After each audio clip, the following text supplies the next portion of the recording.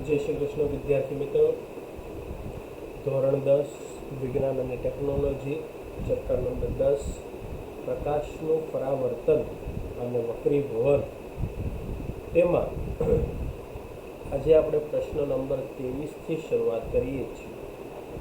આ પ્રશ્ન નંબર 23 એ પ્રયોગ છે જે તમે અગાઉ ભણી ચૂકેલા છો।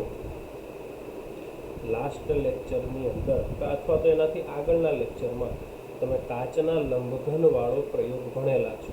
એ પ્રયોગ હતો, પણ અહીંયા એ જ પ્રશ્નને સવાલ સ્વરૂપમાં, એ જ પ્રયોગને એક સવાલ સ્વરૂપમાં રજૂ કરેલો છે। કાચના લંબઘન વડે થતું વક્રીભવન યોગ્ય આકૃતિ દ્વારા સમજાવો। એને પાર્શ્વીય સ્થાનાંતર પણ કહેવાય છે અને લેટરલ શિફ્ટ પણ કહેવાય છે। તો આપણે વ્હાઇટ બોર્ડ ઉપર જઈશું અને વ્હાઇટ બોર્ડ ઉપરથી સંપૂર્ણ પ્રશ્નનું સોલ્યુશન, જવાબ આપણે મેળવશું। તો આમાં તો શું કરવાનું છે, પહેલાં તો સીધી સીધી આકૃતિ જ દોરી દેવાની છે। સીધી સીધી શું કરવાની છે, આકૃતિ જ પહેલાં દોરવાની છે, ડાયરેક્ટ આકૃતિ જે મેં તમને લાસ્ટ ટાઈમ સમજાવેલી હતી એ તમારે આકૃતિ જ અહીંયા દોરવાની છે। ચલો, તો સૌથી પહેલાં આપણે આકૃતિ જ દોરી નાખીએ। સૌથી પહેલાં આપણે શું દોરીએ, એક લંબઘન દોરશું। આ દોરાઈ ગયો તમારો લંબઘન। લંબઘનના ચારેય ખૂણાને નામ આપી દઈશું, PQ RS।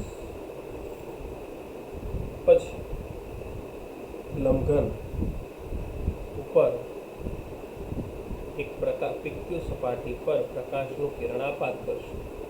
લંબઘન છે એટલે પ્રકાશનું કિરણ વક્રીભવન પામી જશે, પણ ધારો કે માની લો લંબઘન ન હોતે તો પ્રકાશનું કિરણ સીધું ચાલ્યું જતે। આ પ્રકાશના કિરણનો કેવો માર્ગ છે,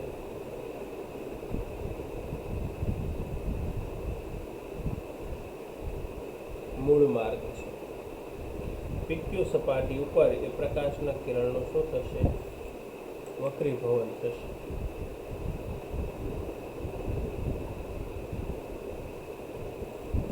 અને પછી RS સપાટી પર વક્રીભવન પામીને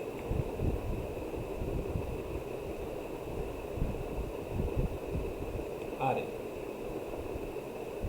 તો પ્રકાશના કિરણના નામ આપી દઈએ, A, B, C, D। બી બિંદુ પર પ્રકાશનું કિરણાપાત થાય છે એટલે બી બિંદુ પર આપણે શું દોરીએ, એક લંબ દોરી દઈએ સીધો। બી બિંદુ પર આપણે એક લંબ દોરી દઈશું। એ રીતે સી બિંદુ પર પણ આપણે એક લંબ દોરી, પછી ખૂણા પાડવાના છે। આ ખૂણો કહેવાય θ1, આ ખૂણો કહેવાય θ2, આ ખૂણો કહેવાય θ3, આ ખૂણો કહેવાય θ4। પછી લંબના પણ નામ આપવાના છે। આ લંબનું નામ છે MN, આ લંબનું નામ છે XY। ચલો, બધા પ્રકાશના કિરણના નામ, બધા નામ નિર્દેશ કરીએ તો AB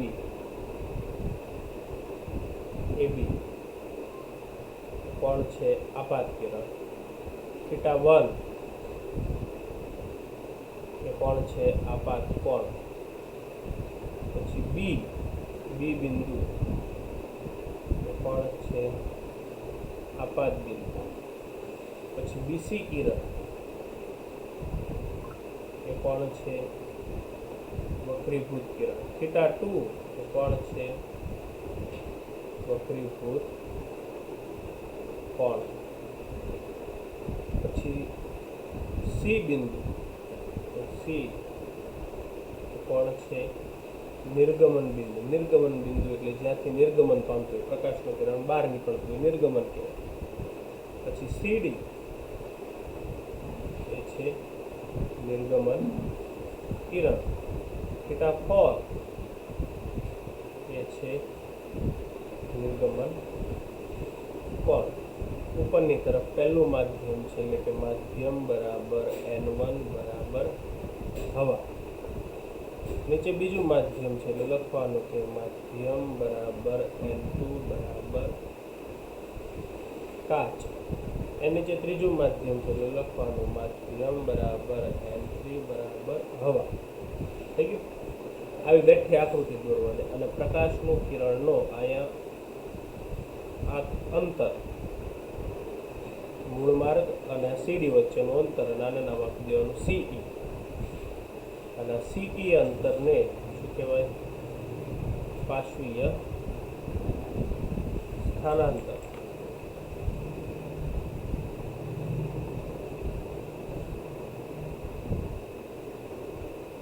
ચલો, હવે હું જે પ્રશ્ન છે આખો બોલું છું, જવાબ અને સમજાવું છું સાથે, એટલે ખાસ ધ્યાન આપીને સાંભળો. ચલો, ખાસ ધ્યાન આપીને સાંભળજો તમે બધા. કે આકૃતિમાં દર્શાવ્યા મુજબ લંબઘન PQRS છે. PQRS આકૃતિમાં જોતા રહેજો. હવે હવાના માધ્યમમાં ગતિ કરતું પ્રકાશનું કિરણ AB એટલે કે આપાત કિરણ AB એ લંબઘનની PQ સપાટી પર B બિંદુએ આપાત થાય છે. એટલે કે B બિંદુને આપાત બિંદુ કહેવાય. અને AB પ્રકાશના કિરણને શું કહેવાય? આપાત કિરણ કહેવાય. હવે આપાત કિરણ AB એ B બિંદુ પાસે એટલે કે આપાત બિંદુ પાસે થી કાચમાં પ્રવેશે. હવામાંથી ક્યાં જાય? B બિંદુએથી કાચમાં જાય. એટલે ત્યાં તેનું વક્રીભવન થાય.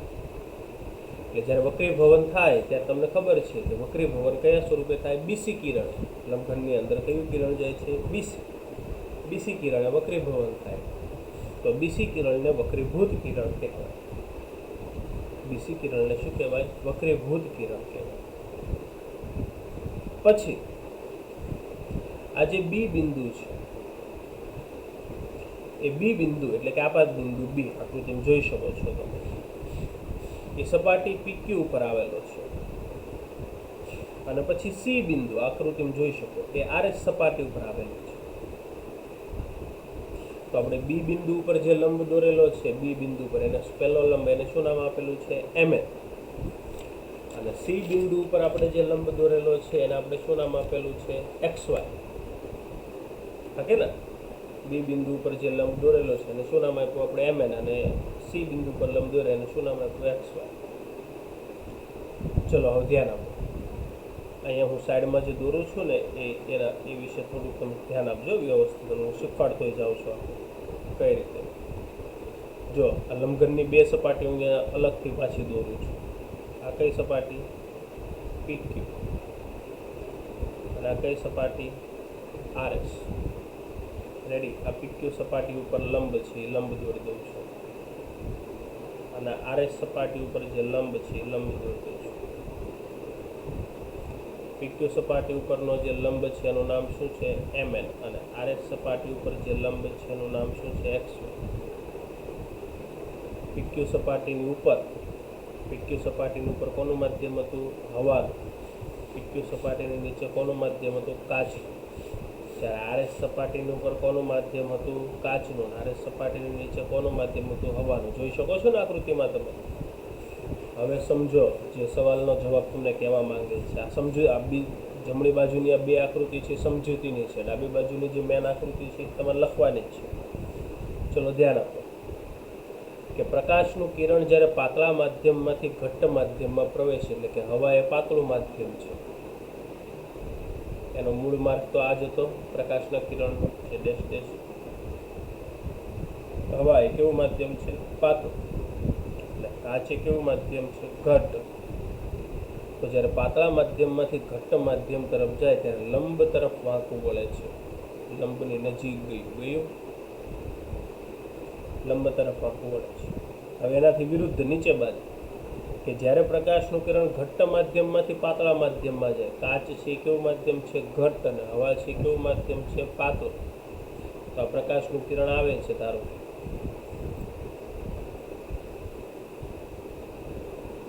રેડી, આ લંબ છે, મૂળ માર્ગ, સોરી.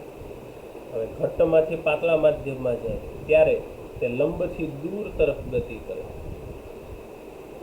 લંબથી કેવો જાય? દૂર જાય. જો ગયો દૂર, આ નજીક આવ્યું ઉપરનું કિરણ, અને આ નીચેનું કિરણ દૂર ગયું. આગળ આપાત કિરણ અને નિર્ગમન કિરણ બંને કિરણોની દિશા એકબીજાને સમાંતર હોય, પરંતુ એકબીજાથી વિરુદ્ધ હોય. તમે ડાબી બાજુની આકૃતિમાં આવો. આજે મેં મૂળ માર્ગ લખેલો છે. કયો માર્ગ લખેલો છે? મૂળ માર્ગ. દેખાય? આજે મેં મૂળ માર્ગ લખેલો છે તે. આ મૂળ માર્ગ એ કોની દિશા છે? આપાત કિરણની દિશા છે. જો ઉપરથી છેકથી આવે છે. અને બાજુમાં સીડી કિરણ છે. કયું કિરણ છે? સીડી. તો આ સીડી કિરણ કોણ છે? નિર્ગમન. બંનેની દિશા એકબીજાને છે તો સમાંતર છે, સમાંતર, પણ તેઓ એકબીજાથી કેવી છે? વિરુદ્ધ છે. એકબીજાથી કેવી છે? વિરુદ્ધ છે, પરસ્પર વિરુદ્ધ છે, જુદી જુદી છે. આગળ અહીંયા તમારે બે સપાટીનો અભ્યાસ કરવાનો છે. પહેલી સપાટી, ઓકે, હવા અને કાચ વચ્ચેની સપાટી. હવા અને કાચ વચ્ચેની સપાટી કઈ? પીક્યુ. ત્યાં વક્રીભવન થાય છે. અને બીજી સપાટી કઈ? તો કે એનાથી વિરુદ્ધ, કાચ અને હવાની સપાટી. એટલે કઈ સપાટી? આરએસ. આ બંને ઉપર એક સમાન વક્રીભવન થાય છે. વક્રીભવન કેવું થાય છે? સમાન ઘટના છે. હવે આગળ આ પીક્યુ સપાટી અને આરએસ સપાટી પર જો પ્રકાશનું કિરણ લંબ રૂપે આપાત થાય, એટલે કે લંબ જેટલો સીધો છે એવું જ સીધું પ્રકાશનું કિરણ આપાત થાય, તો વક્રીભવન પામ્યા વગર સીધું પસાર થઈ જાય. જો પીક્યુ અને આરએસ સપાટી પર પ્રકાશનું કિરણ કેવું આપાત થાય? લંબ રૂપે. લંબ રૂપે એટલે કેવું? સીધું. તો પ્રકાશના કિરણનું વક્રીભવન થાય જ નહીં, સીધું પસાર થઈ જાય. આગળ આ પીક્યુ સપાટી ઉપર એક પ્રકાશનું કિરણ આપાત થાય છે, એટલે આને આપાત કોણ કહેવાય? θ1. નીચે વક્રીભવન થાય છે, એટલે આને વક્રીભૂત કોણ કહેવાય? θ2. પછી આરએસ સપાટી ઉપર બીસી પ્રકાશનું કિરણ આપાત થાય છે, તો આને કહેવાય વક્રી આપાત કોણ? θ3. અને અહીંયા વક્રીભવન થાય છે, એટલે વક્રીભૂત કોણ? θ4. પીક્યુ સપાટી ઉપર કયું પ્રકાશનું કિરણ આપાત થાય છે? AB. આરએસ સપાટી ઉપર કયું પ્રકાશનું કિરણ આપાત થાય છે? BC. કયું થાય છે? BC.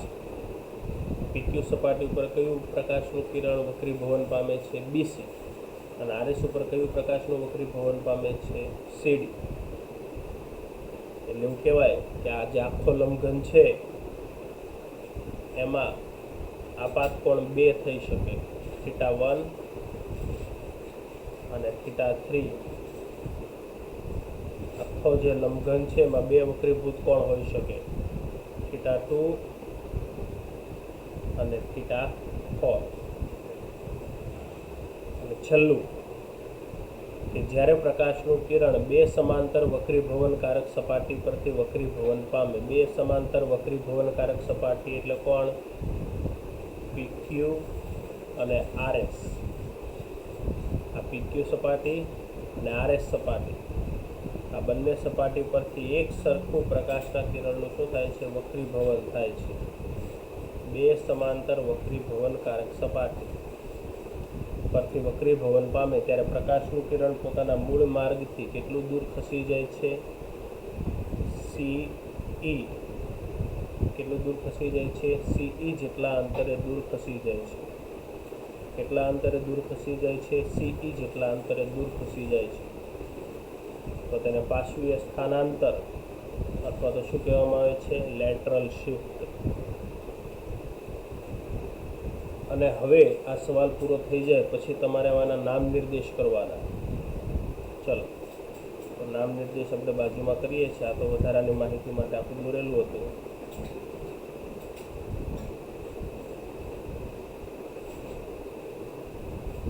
હવે નામ નિર્દેશ કરીએ. હવે ધ્યાન આપજો ખાસ.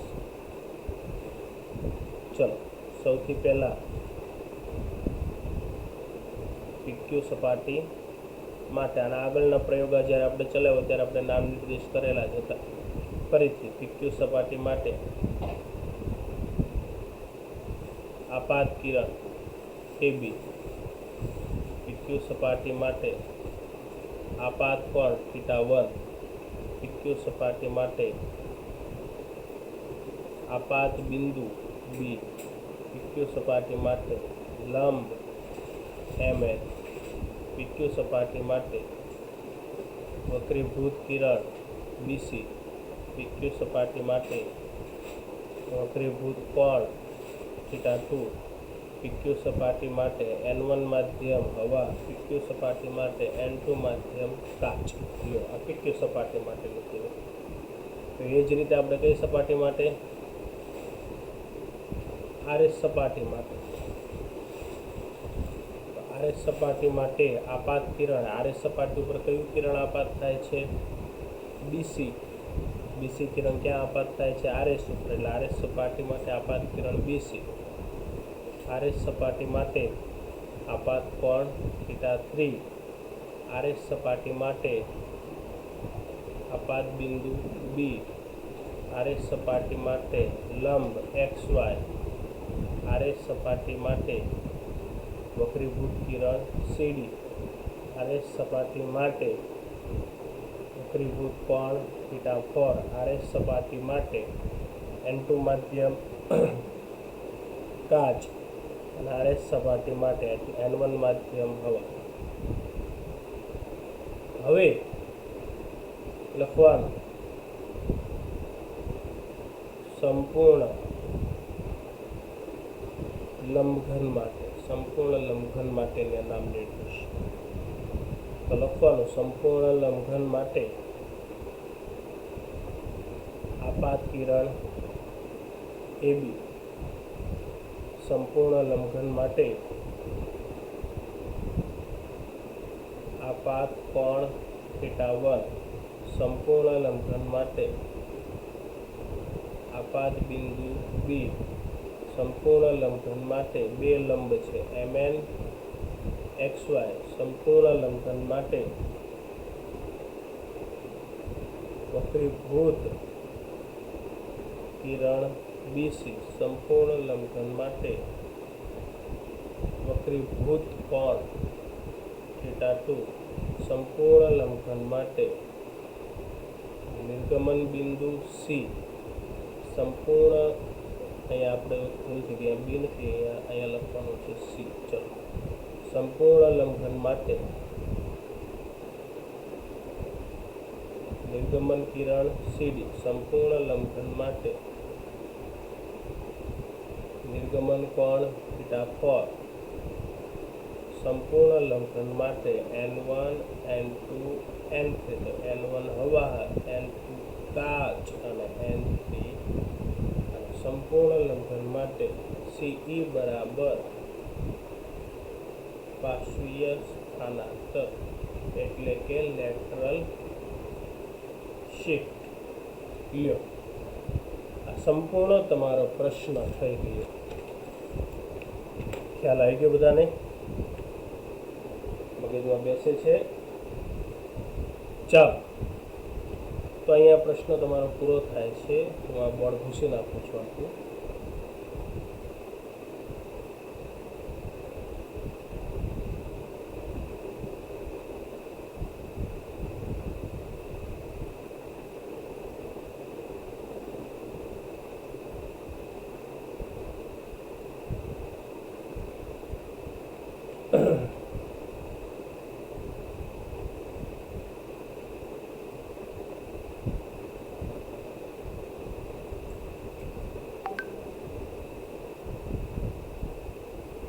હવે એમાં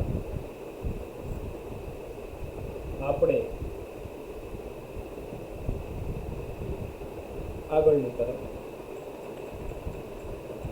હવે આપણે આવીએ છીએ પ્રશ્ન નંબર 24 પર. ક્યાં આવીએ છીએ? પ્રશ્ન નંબર 24 પર. તો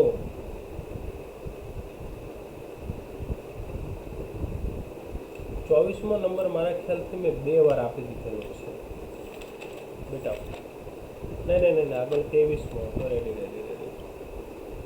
આગળ 23મો હતો, આ 24મો. રેડી, ચલો. તો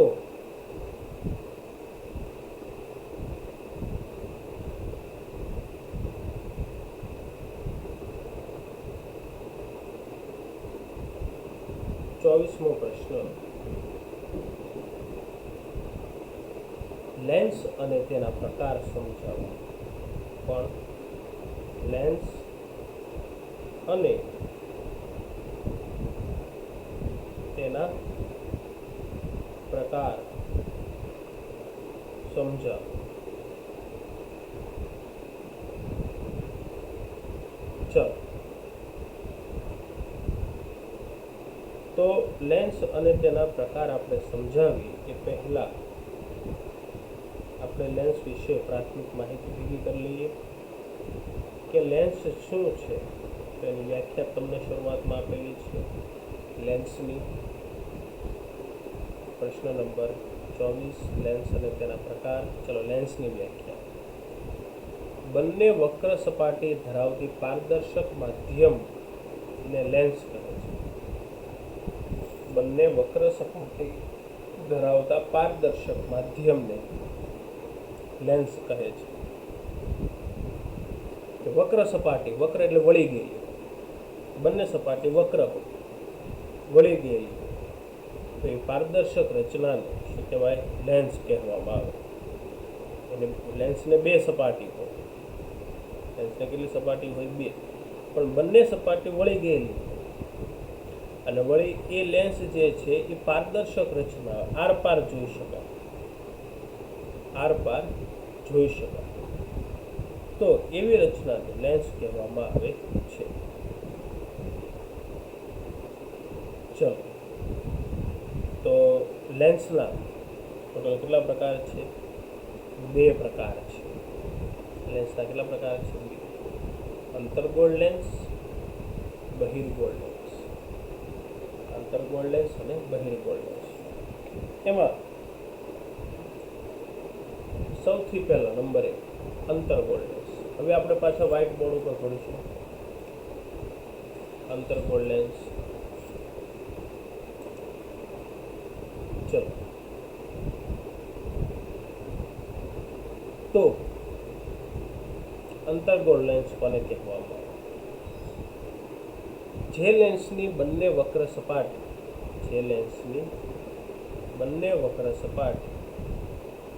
અંદરની તરફ વળેલી હોય. જે લેન્સની બંને વક્ર સપાટી અંદરની તરફ વળેલી હોય. દેખાય અંદરની તરફ વળેલી છે, સમજો છે, તેને અંતર્ગોળ લેન્સ કહેવાય.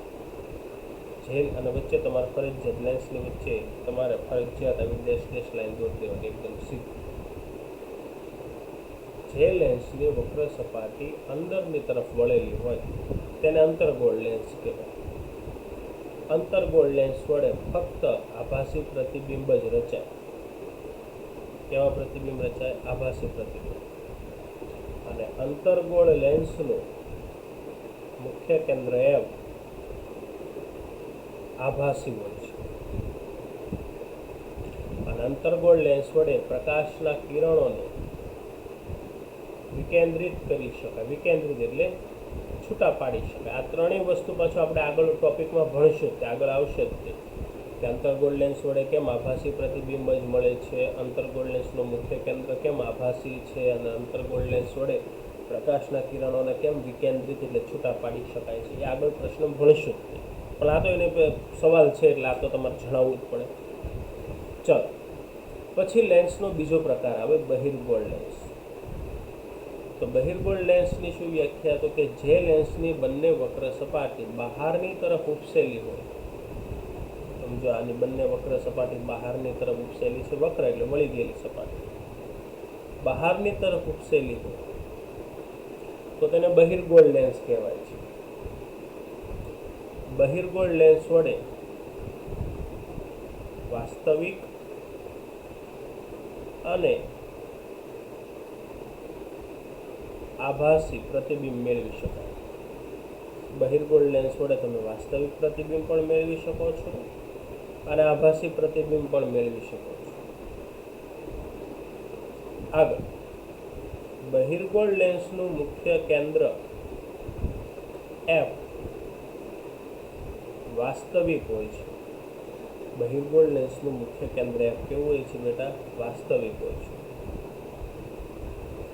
અને બહિર્ગોળ લેન્સ વડે પ્રકાશના કિરણોને કેન્દ્રિત કરી શકાય. કેન્દ્રિત કરી શકાય એટલે ભેગા કરી શકાય. શું કરી શકાય? ભેગા.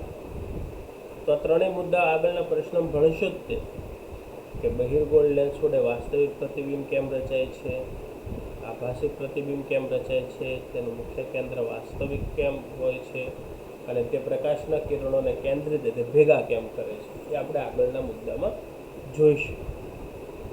ચલો, હવે ધ્યાન આપો. આ હતો લેન્સ. રેડી? 24મો પ્રશ્ન. હવે આગળ આપણે શરૂઆત કરીએ છીએ પ્રશ્ન નંબર 25 થી. ક્યાંથી શરૂઆત કરીએ છીએ? પ્રશ્ન નંબર 25. લેન્સના સંદર્ભમાં વ્યાખ્યા જણાવો. કોના સંદર્ભમાં?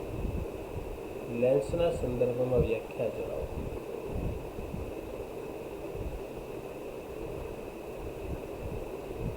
તો નેક્સ્ટ ક્વેશ્ચન કરીએ આપણે.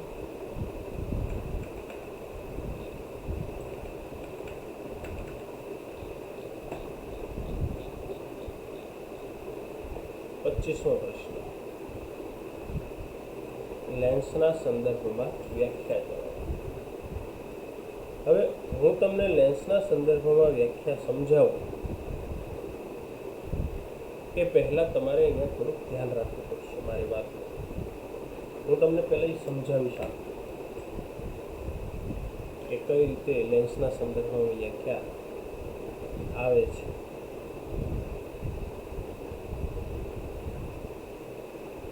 પેલા આકૃતિ તમારે સમજવી પડશે. જો આ ધારો કે કાચનો ગોળો છે, એનો આટલો ભાગ કાપી લો. કાચનો ગોળો એટલે અંદરથી ને પૂરેપૂરો કાચથી ભરેલો, એવું નહીં ખાલી કાચનો પોલો ગોળો, બહારથી કાચ અને અંદરથી હવા, એમને અંદર કાચથી ભરેલો. એનો આટલો કાપેલો ભાગ લઈ લો, એટલે આટલો ભાગ થઈ ગયો તૈયાર એનો. પછી બીજો કાચનો ગોળો લ્યો, એને અહીંથી કાપી નાખો અને એ કાપેલો ભાગ અહીંયા લ્યો અને એના ચોંટાડી દો. તો આ લેન્સ બની ગયો. હા કે ના? તો એક લેન્સ બનવા માટે કેટલા કાચના ગોળા જવાબદાર છે? 2. કે નહીં? એક લેન્સ બનવા માટે કેટલા કાચના ગોળા જવાબદાર છે? 2 કાચના ગોળા જવાબદાર છે. એટલે એક લેન્સ જો તમારે દોરવો હોય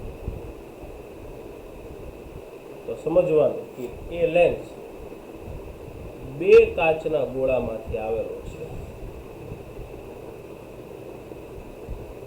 એક કાચનો ગોળો અને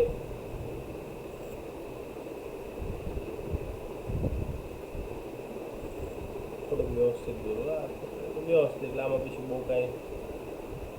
આ બીજો કાચનો ગોળો.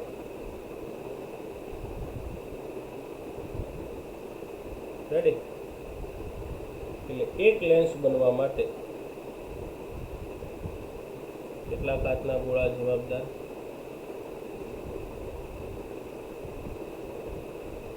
2 કાચના ગોળા જવાબદાર. હવે આપણે વ્યાખ્યા ભણવાની શરૂ કરવાની છે અહીંથી, તો ખાસ અહીંયા ધ્યાન આપજો બધા. સૌથી પહેલી વ્યાખ્યા આવે છે વક્રતા કેન્દ્ર, જેની સંજ્ઞા છે C. તો ધ્યાન આપો. લેન્સની વક્ર સપાટી એટલે આ જે વળી ગયેલી સપાટી છે એને વક્ર સપાટી કહેવાય. તો લેન્સની વક્ર સપાટી જે બે ગોળાના ભાગરૂપે હોય, તો આ બે ગોળાના ભાગરૂપે છે આ પહેલો ગોળો અને આ બીજો ગોળો. આ લેન્સની બે સપાટી કેટલા ગોળાના ભાગમાં આવેલી છે? બે ભાગમાં આવેલી છે. ડાબી વક્ર સપાટી જમણા ગોળાનો ભાગ છે અને જમણી વક્ર સપાટી ડાબા ગોળાનો ભાગ છે. તો લેન્સની વક્ર સપાટી જે બે ગોળાના ભાગરૂપે હોય તે બંને ગોળાના કેન્દ્રને લેન્સનું વક્રતા કેન્દ્ર કહે છે, C1 અને C2. લેન્સના બે વક્રતા કેન્દ્ર થયા C1 અને C2. લેન્સની વક્ર સપાટી જે બે ગોળાના ભાગરૂપે હોય તે બે ગોળાના કેન્દ્રને લેન્સનું વક્રતા કેન્દ્ર કહે છે. લેન્સની વક્ર સપાટી જે બે ગોળાના ભાગરૂપે હોય તે બે ગોળાના કેન્દ્રને લેન્સનું વક્રતા કેન્દ્ર કહે છે. અને લેન્સના કેટલા વક્રતા કેન્દ્ર છે? બે, C1 અને C2.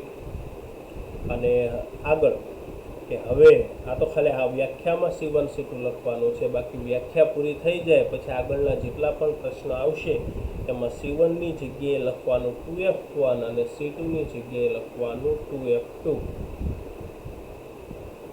ચાલો, પહેલી વ્યાખ્યા હતી વક્રતા કેન્દ્ર. એના પછી બીજી વ્યાખ્યા આવે છે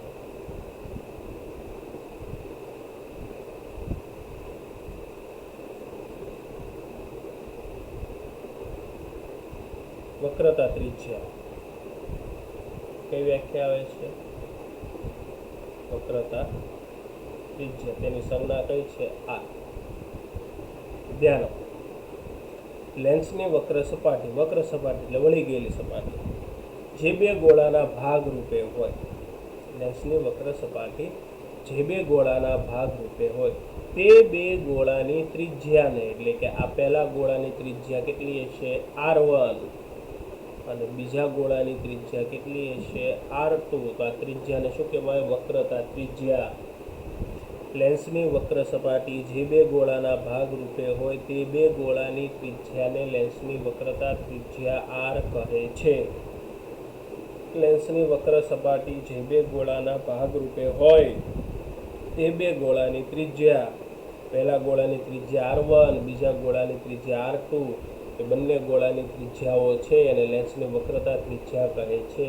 એટલે લેન્સની બે વક્રતા ત્રિજ્યા છે R1 અને R2. આ બીજી વ્યાખ્યા થઈ ગઈ. હવે ત્રીજી વ્યાખ્યા આવે છે મુખ્ય અક્ષ. તો ધ્યાન આપો, મુખ્ય અક્ષની વ્યાખ્યા. લેન્સની વક્રતા ત્રિજ્યામાંથી પસાર થતી કાલ્પનિક રેખા, વક્રતા કેન્દ્રમાંથી શું? લેન્સના વક્રતા કેન્દ્રમાંથી પસાર થતી કાલ્પનિક રેખા એને મુખ્ય અક્ષ કહેવાય. લેન્સના વક્રતા કેન્દ્રમાંથી પસાર થતી કાલ્પનિક રેખા તેને મુખ્ય અક્ષ કહે છે. લેન્સના વક્રતા કેન્દ્રમાંથી પસાર થતી કાલ્પનિક રેખા તેને મુખ્ય અક્ષ કહે છે. લેન્સના વક્રતા કેન્દ્ર C1 અને C2 માંથી પસાર થતી કાલ્પનિક રેખા તેને મુખ્ય અક્ષ કહે છે. આ મુખ્ય અક્ષની વ્યાખ્યા પૂરી થઈ ગઈ. હવે વ્યાખ્યા આવે છે પ્રકાશીય કેન્દ્ર, જેને અંગ્રેજીમાં કહેવાય optical centre O. Optical centre O. ચલો, ઓપ્ટિકલ સેન્ટર. તો લેન્સના મુખ્ય અક્ષ પર આવેલા, એટલે લેન્સનું મુખ્ય અક્ષ તો આ જ છે. રેડી? લેન્સના મુખ્ય અક્ષ પર આવેલા લેન્સના મધ્યબિંદુના, લેન્સનું મધ્યબિંદુ છે તેને ઓપ્ટિકલ સેન્ટર O કહે છે. લેન્સના મુખ્ય અક્ષ પર આવેલા લેન્સના મધ્યબિંદુને ઓપ્ટિકલ સેન્ટર O કહે છે. લેન્સના મુખ્ય અક્ષ પર આવેલા લેન્સના મધ્યબિંદુને ઓપ્ટિકલ સેન્ટર O કહે છે. લેન્સના મુખ્ય અક્ષ પર આવેલા લેન્સના મધ્યબિંદુને ઓપ્ટિકલ સેન્ટર O કહે છે. લેન્સના મુખ્ય અક્ષ પર આવેલા લેન્સના મધ્યબિંદુને ઓપ્ટિકલ સેન્ટર O કહે છે. યાદ રાખજો, જ્યારે કોઈ પ્રકાશનું કિરણ ઓપ્ટિકલ સેન્ટર ઓ માંથી પસાર થતું હોય ત્યારે પ્રકાશના કિરણનું વક્રીભવન થતું નથી. આવતીકાલે જે મુદ્દો ભણશું આને લગતો જ ભણશું. જ્યારે કોઈ પ્રકાશનું કિરણ ઓપ્ટિકલ સેન્ટર ઓ માંથી પસાર થાય ત્યારે તે પ્રકાશના કિરણનું વક્રીભવન થતું નથી, સીધે સીધું નીકળી જાય છે, સીધે સીધું પસાર થઈ જાય છે. અને એ આપણે આવતીકાલે ભણીશું આ મુદ્દો. ચલો, તો ઓપ્ટિકલ સેન્ટરોની વ્યાખ્યા અહીંયા થઈ ગઈ પૂરી. એના પછી આવે છે લેન્સનું મુખ. શું આવે છે?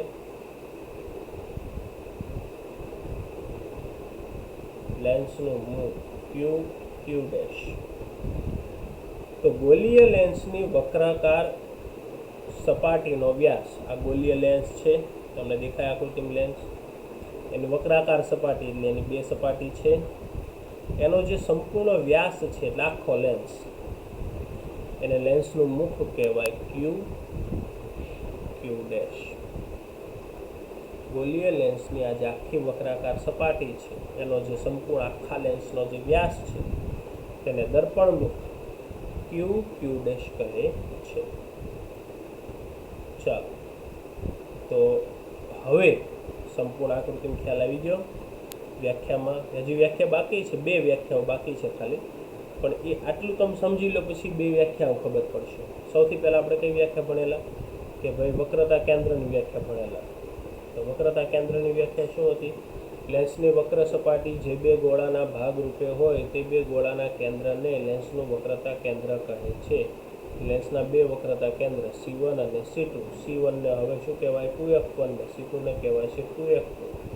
પછી બીજી વ્યાખ્યા કઈ ભણેલા? વક્રતા ત્રિજ્યા.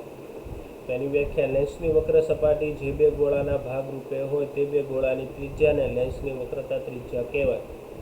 લેન્સની બે વક્રતા ત્રિજ્યા R1 અને R2.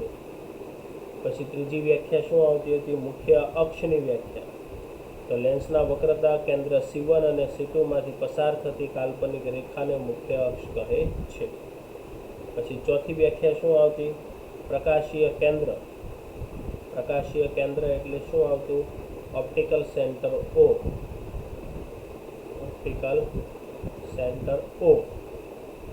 તેની વ્યાખ્યા શું આવતી? લેન્સના મુખ્ય અક્ષ પર આવેલા લેન્સના મધ્ય બિંદુને પ્રકાશીય કેન્દ્ર કે ઓપ્ટિકલ સેન્ટર O કહે છે. અને પ્રકાશીય કેન્દ્ર કે ઓપ્ટિકલ સેન્ટર O માંથી પસાર થતા પ્રકાશના કિરણનું વક્રીભવન થતું નથી.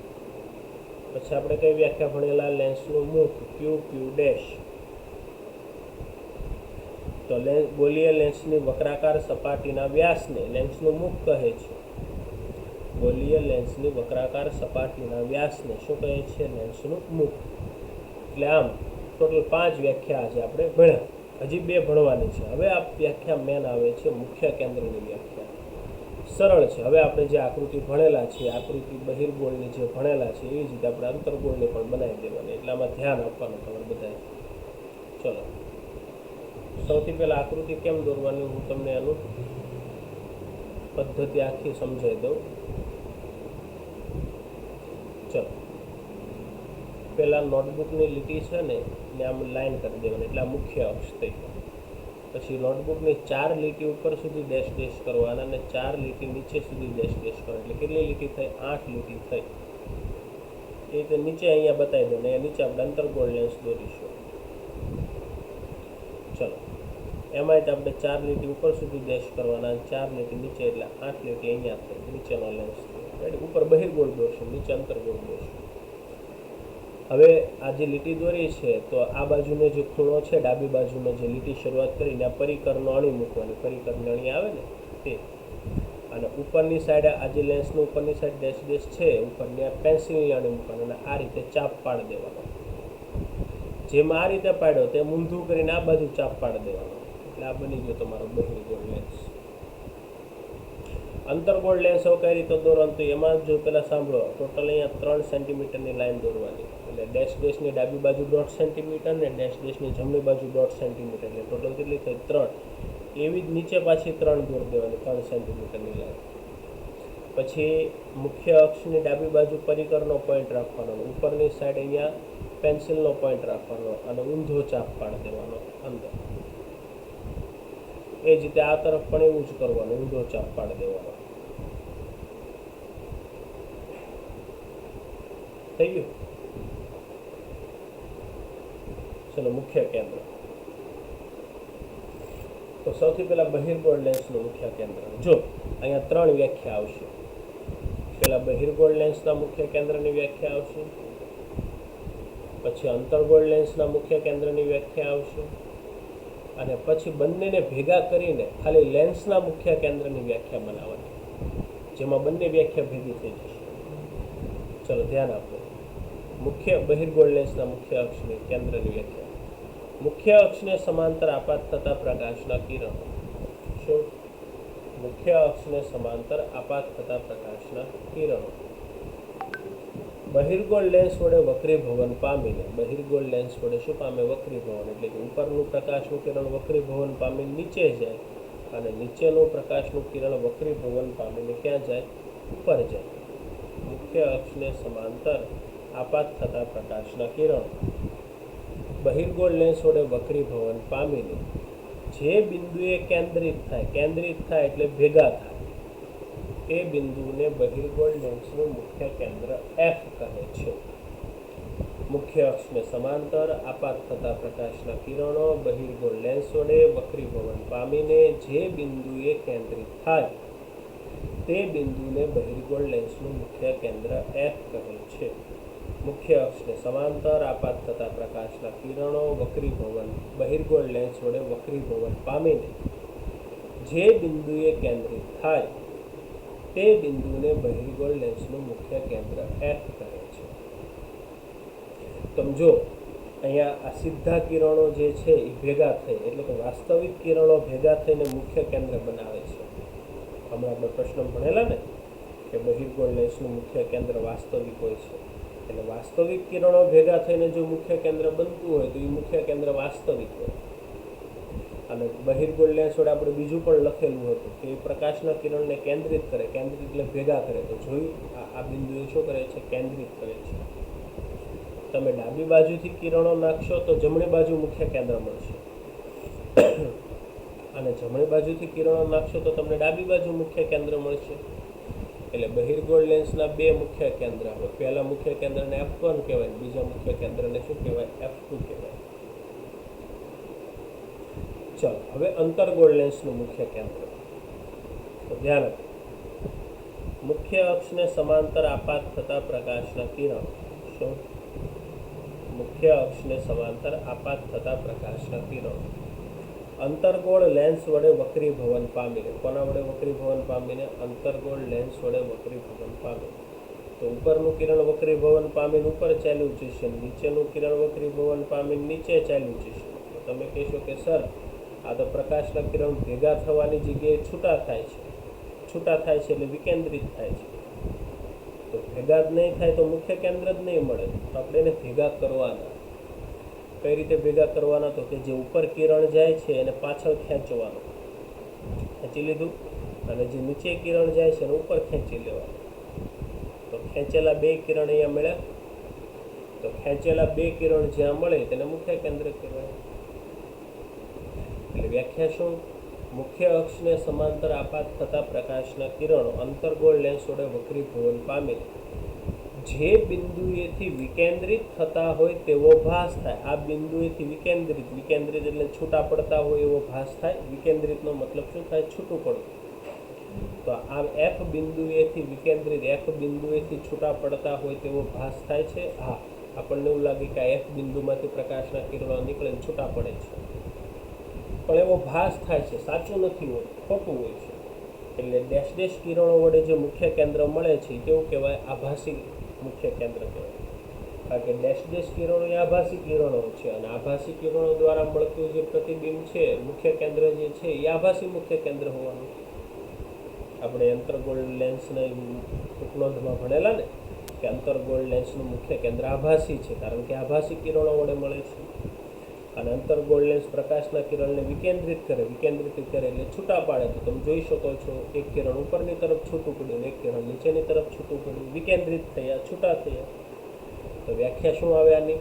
મુખ્ય અક્ષને સમાંતર આપાત થતા પ્રકાશના કિરણો અંતર્ગોળ લેન્સ વડે વક્રીભવન પામીને જે બિંદુએથી વિકેન્દ્રિત થતા હોય તેવો ભાસ થતો હોય ત્યારે રચાતા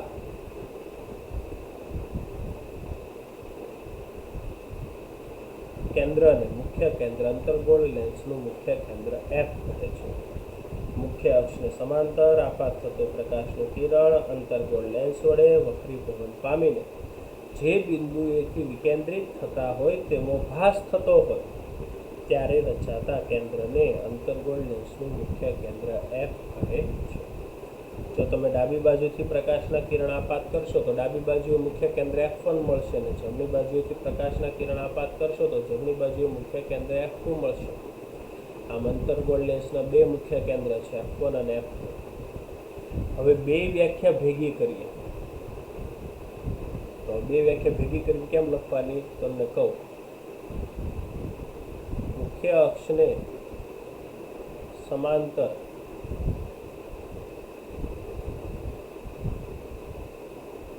આપાત થતા પ્રકાશના કિરણો લેન્સ વડે વક્રીભવન પામીને જે બિંદુએ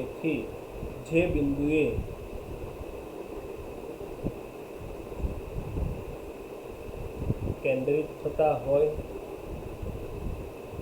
અથવા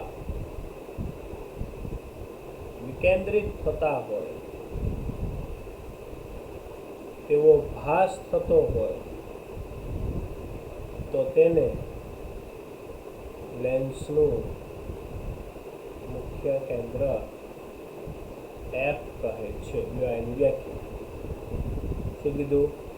મુખ્ય અક્ષને સમાંતર આપાત થતા પ્રકાશના કિરણો લેન્સ વડે વક્રીભવન પામીને જે બિંદુએ કેન્દ્રિત થતા હોય અથવા વિકેન્દ્રિત થતા હોય તેવો ભાસ થતો હોય તો તેને લેન્સનું મુખ્ય કેન્દ્ર એફ કહે છે.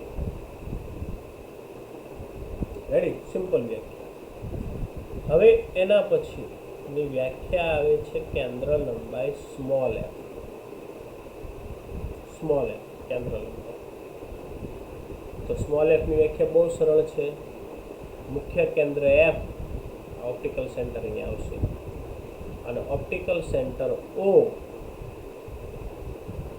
મુખ્ય કેન્દ્ર એફ અને ઓપ્ટિકલ સેન્ટર ઓ વચ્ચેનું અંતર એટલે કેન્દ્ર લંબાઈ સ્મોલ એફ. મુખ્ય કેન્દ્ર એફ અને ઓપ્ટિકલ સેન્ટર ઓ વચ્ચેનું અંતર એટલે કેન્દ્ર લંબાઈ સ્મોલ એફ. ઓ થી એફ વચ્ચેનું અંતર મુખ્ય કેન્દ્ર એફ અને ઓપ્ટિકલ સેન્ટર ઓ વચ્ચેનું અંતર એટલે કેન્દ્ર લંબાઈ સ્મોલ એફ. તો વિદ્યાર્થી મિત્રો, આજનો આપણો જે લેક્ચર છે એ અહીંયા કમ્પ્લીટ થાય છે. તો પ્રશ્ન નંબર 25 સુધી આપણે કમ્પ્લીટ ભણાવીએ છીએ. દરેક વિદ્યાર્થીએ હાજરી કોમેન્ટ બોક્સની અંદર મૂકી દેવી. ચેનલ સબસ્ક્રાઈબ કરવાની બાકી હોય તો સબસ્ક્રાઈબ કરી નાખજો. ઓટોમેટિક નોટિફિકેશન મળતી રહે તમને બધાને. ચાલો, તો આજનો લેક્ચર હું અહીંયા પૂર્ણ કરું છું. જય શ્રી કૃષ્ણ.